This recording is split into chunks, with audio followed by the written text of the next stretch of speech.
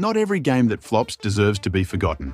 Sometimes, even the best titles fail to find their audience, whether due to poor marketing, bad timing, or just plain bad luck.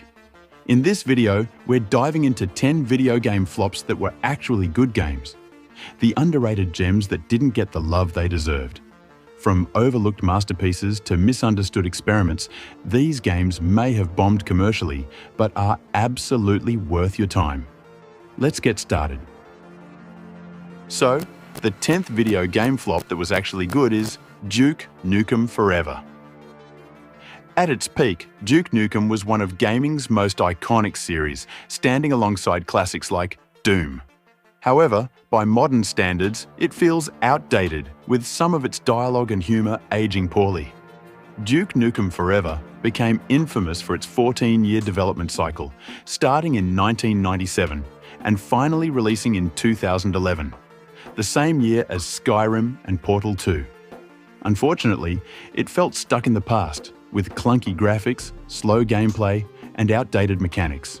Still, it's pure fan service. The game opens with Duke fighting an alien in a football stadium, only to reveal he was playing a game of his own life. From there, players explore his apartment, filled with interactive elements like a pool table and drawing mini-game. While far from perfect, it offers a nostalgic ride for longtime fans. And the 9th game is Aliens, Colonial Marines. The Alien franchise has inspired numerous video games, often pitting players against the terrifying xenomorphs or, in Aliens vs Predator, letting them play as the stealthy alien hunters.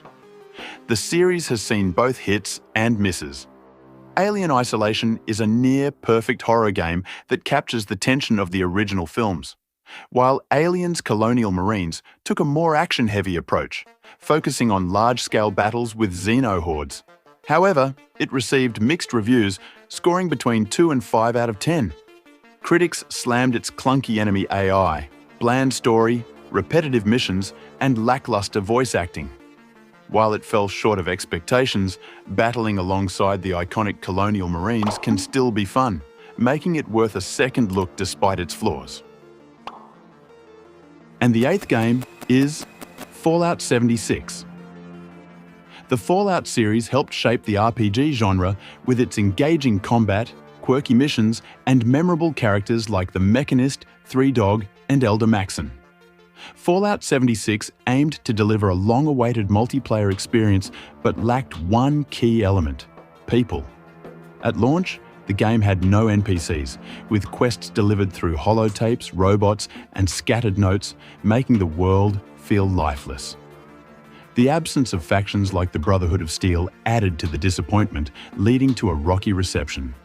Though later updates introduced NPCs and factions, Fallout 76 remains divisive.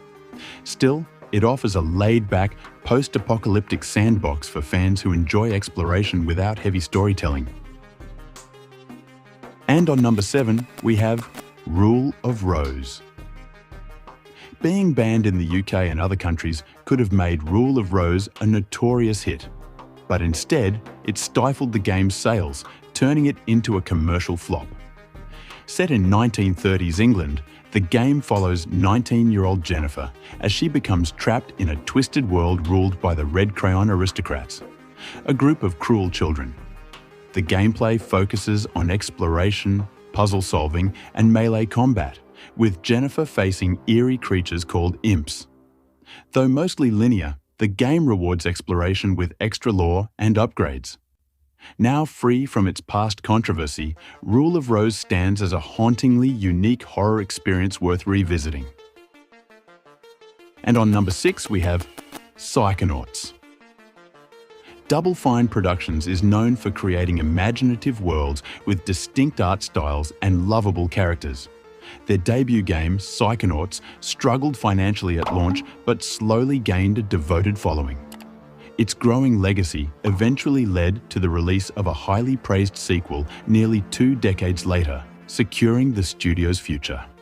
Set in a retro-futuristic 1980s, the game follows Rasputin, a psychic boy who runs away from the circus to join a summer camp for gifted kids, hoping to become a psychonaut, a psychic spy. players explore the surreal minds of various characters, helping them confront fears and past traumas. With its creative gameplay, memorable cast, and unique visuals, Psychonauts finally earned the acclaim it always deserved. And on number 5, we have Starfield. Starfield aimed to be RPG royalty, bringing Bethesda's signature mechanics into a space adventure. However, with Skyrim and Fallout in its lineage, expectations were sky high.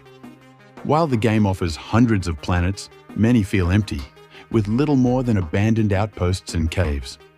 The lack of intelligent alien life and few human settlements make the universe feel sparse. Surprisingly, for its vast scope, Starfield also has relatively few quest lines. Still, it's an impressive technical achievement.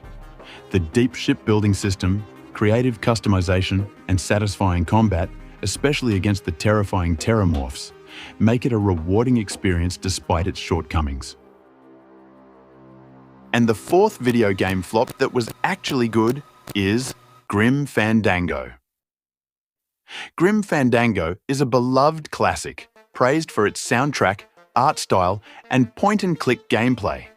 However, despite its quality, it fell short of commercial expectations. Released in 1998, alongside gaming giants like Half-Life and The Legend of Zelda: Ocarina of Time, it was overshadowed by the competition. The game follows Manuel Manny Calavera, a travel agent at the Department of Death in El Marrow, working to pay off a mysterious debt. Though a 2015 remaster earned praise, the original release struggled. Launching at the tail end of the point-and-click era, Grim Fandango unintentionally marked the genre's decline rather than sparking its revival. And the third game is Ryse, Son of Rome. Ryse, Son of Rome began as a first-person Kinect game before being reworked into a third-person hack-and-slash for the Xbox One launch. It received mediocre reviews, averaging around 4 out of 10, and was tainted by a fake review scandal. Critics found the combat repetitive and the script underwhelming. However, Ryse is a hidden gem. Its visuals remain stunning, and its blend of historical authenticity with supernatural elements gives it a mythic, cinematic feel. Though it fell short of being a blockbuster, it remains an underrated and visually striking action game. And on number 2, we have Vampire: The Masquerade, Bloodlines. Vampire: The Masquerade Bloodlines is now considered an RPG masterpiece, but it was a commercial flop at launch. Based on the tabletop game, it offers deep role-playing mechanics, rich lore, and a complex cast of characters. Set in a dark world of vampires and warring factions, its level of player freedom rivals even modern RPGs. However, its ambition led to a troubled development, resulting in bugs, cut content, and gameplay gaps. Despite this, it gained a cult following, with a dedicated modding community fixing issues and restoring content. Today, Bloodlines is a gold standard for cult classic games. And the last video game flop that was actually good is Spec Ops The Line. Military shooters like Battlefield, Call of Duty, and Medal of Honor dominate the genre with intense combat and realism. Spec Ops The Line had the potential to join their ranks but was overshadowed by its peers. Marketed as a standard shooter, the game's true strength, its psychological depth, was overlooked. Set in a sandstorm-ravaged Dubai, it follows a 3-man squad sent to capture Colonel John Conrad, who has seized control of the ruined city. What begins as a typical mission soon spirals into a harrowing exploration of war's mental toll. Players are forced into committing horrific acts, only to discover too late they've unknowingly targeted civilians. With its shocking twist and haunting narrative, Spec Ops The Line stands out as one of the genre's most thought-provoking titles. Do you know any other flop game that's actually good? Let us know in the comments, and don't forget to subscribe to the channel for more videos like this.